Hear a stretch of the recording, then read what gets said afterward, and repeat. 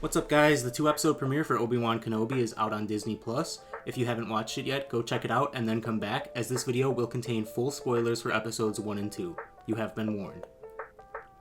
Now, getting into the start of episode 1, I really love the idea to have a little montage of the prequels to open the show with.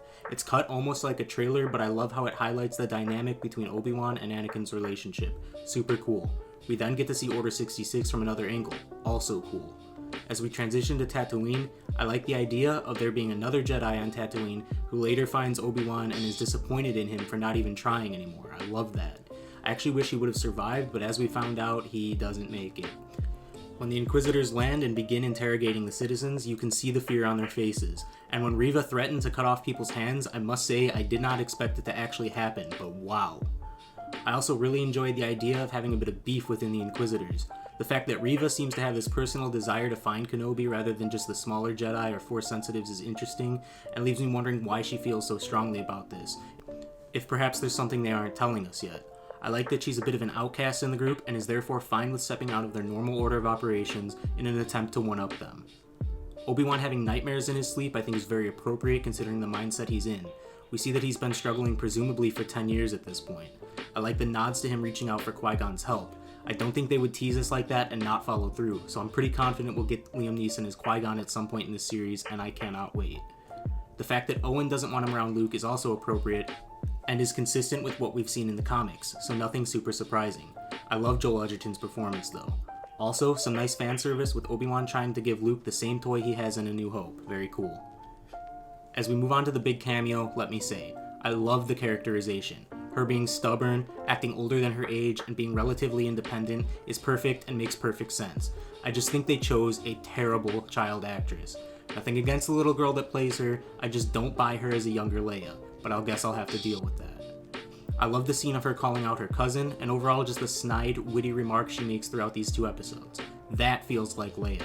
The writing is great, but I'm sorry, I just don't buy the acting. It reminds me of Jake Lloyd playing Anakin in episode 1. It makes a lot of sense that Leia's safety would be the only way to get Obi-Wan to stop focusing on Luke's safety. That was a very smart way to find a way to get him off of Tatooine. It's great seeing Jimmy Smits back, but Brea Organa was recast and it's noticeable. It's not a super big deal because she didn't speak in the 5 seconds she was in Revenge of the Sith, but I'm not sure why they didn't just get the original actress.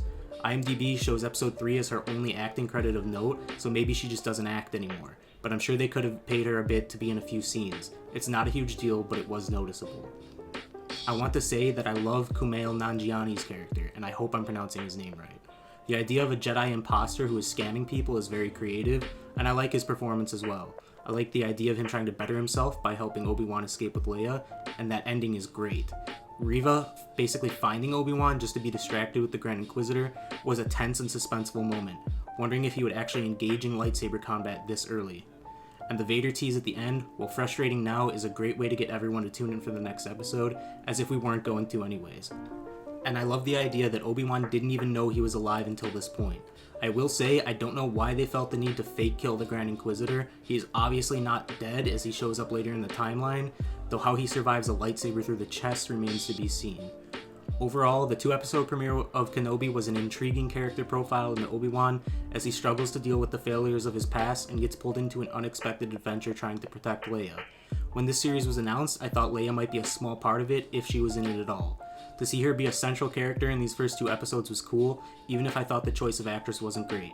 It will be interesting as we move forward to see how Obi-Wan progresses from wanting to essentially hide away and lament his past failures into someone who is willing to fight for the good of the galaxy again, as we see him in A New Hope. And obviously, Ewan McGregor's performance is phenomenal. Anyways, if you enjoyed this video, be sure to like, subscribe, and turn on notifications to catch my reviews of the rest of the episodes in the series in the weeks to come. Until then, thanks for watching, and may the Force be with you.